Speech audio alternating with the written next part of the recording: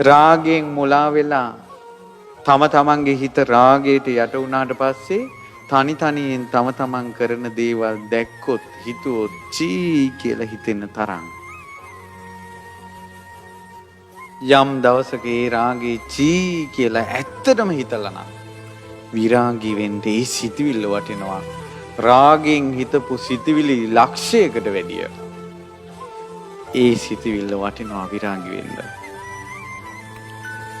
තරහෙන් බැනපු දේවල්, තරහෙන් කරපු දේවල්, තරහෙන් වෙවුලන හැටි, මූණ අඳුරු වෙලා යන හැටි, ළඟ තියෙන එකෙන් ගහන හැටි, නොයෙක් නරක වචන අරන් බයින හැටි සිහි කළොත් රාග තරහ ඇත්තටම තිත්ත වුණොත් මේක එපා මං කවද්ද මේ තරහෙන් නිදහස් වෙන්නේ කියලා යම් දවසක වීත දෝෂී වෙන්න ඒක උපකාරයි. තම තමන්ගේ මෝඩකම් ගැන තම තමන්ම සිහි කළා කලකිරුණොත් තම තමන්ගේ මෝඩකම් හදාගන්න ඒක උපකාරයි. ඒ නිසා වැරද්දට කෙනෙක් යොමු වෙලා තියෙන්න පුළුවන්.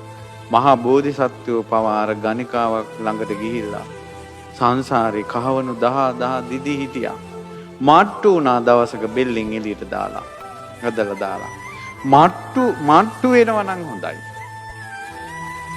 නුවණැත්තාට මට්ටු වෙනවා තරම් දෙයක්. උපක ආජීවකයා ඉස්සරහට එනකොට එත වෙන බුදුරජාණන් වහන්සේට දහම් දෙසන්න තිබ්බනේ උපකට.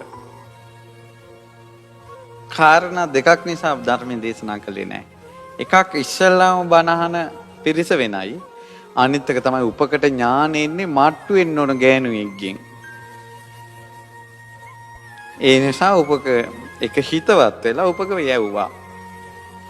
ගිහිල්ලා අර කලුගෙන් බැනුම් අහගෙන තිත්ත බැනුම් අහගෙන එපා වෙලා ආවා. එදාට දහම් දෙසුවා අවබෝධ කළා. මම මේ කියන්නේ අවබෝධයෙන් කෙලෙස් වලට කලකිරීම අවශ්‍යයි නිවන පිණිස. ඔය වගේ වැඩපිළිවෙලක යෙදීමෙන් නිවන උපදින්නේ අටපිරිකර පූජා කර කර සාදු කීමෙන් නෙවෙයි. මේ වනාහි විදර්ශනාවයි. මේ වනාහි ප්‍රඥාවයි. මේ වනාහි ඥානයයි. මේ වනාහි හැකියාවයි.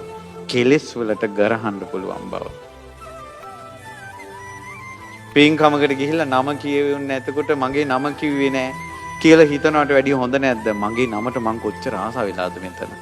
චීක් මේ නම කියව ගන්න එක කියලා චී කියලා හිතුනොත්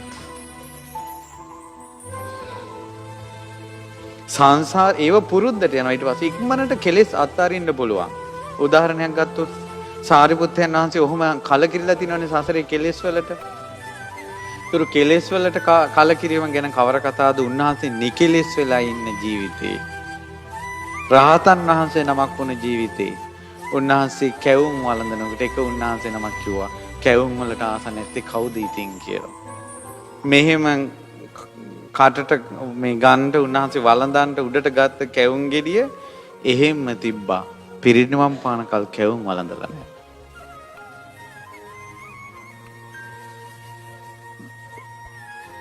අපේ ජීවිත දිහා බලන්න කොච්චර එපා කිය බැන බැන ආයෙ පස්සේ යනවද? උඹ නම් එපා කියලා ආයෙ කොච්චර මැසේජ් යවනවද? එපා නොවන බව. කෙලෙසේ එපා කරගන්න ඇතුලේ. ඒක සෑහෙන වටිනවා නිවනට. පොඩි වෙලාවක් තුල කිව්වට බොහෝ කාලයක් සැප පිණිස කුසල් පිණිස බුද්ධ ශාසනයේ පිහිට පිණිස පවතින දහම් පරයයක් ඔය කිව්වේ.